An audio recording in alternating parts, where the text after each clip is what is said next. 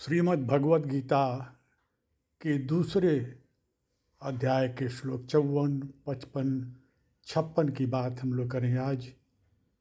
पिछले श्लोक में भगवान ने जब अर्जुन को समझाया कि साधक की बुद्धि का परमात्म स्वरूप में स्थिर हो जाने पर समत्व योग की सिद्धि होती है, तब अर्जुन बोले, हे केशव, परमात्मा में स्थित स्थिर बुद्धि वाले मनुष्य के क्या लक्षण होते हैं?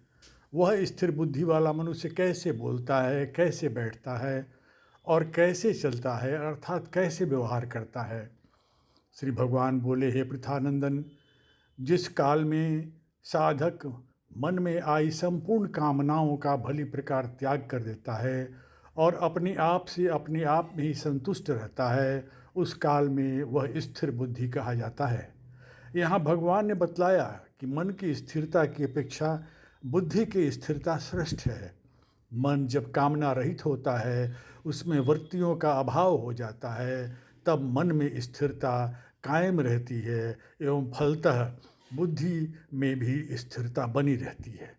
कामना तो मन की उपज होती है, परंतु मन के साथ अपनी एक रूपता कारण होकर हम कामना को स्वयं में उत्पन्न मानने लगते हैं।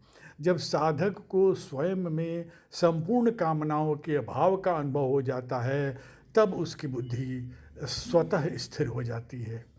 दुखों के प्राप्ति होने पर जिसके मन में वो दुख नहीं होता और सुखों की प्राप्ति होने पर जिसके मन में स्पृहा नहीं होती तथा जो राग, भय और क्रोध से सर्वदा रहित हो गया है, वह मननशील मनुष्य स्थिर बुद्धि कहा जाता है।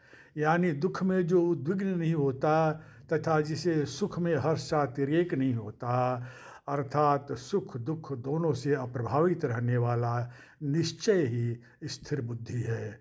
हरि ओम तत्सत।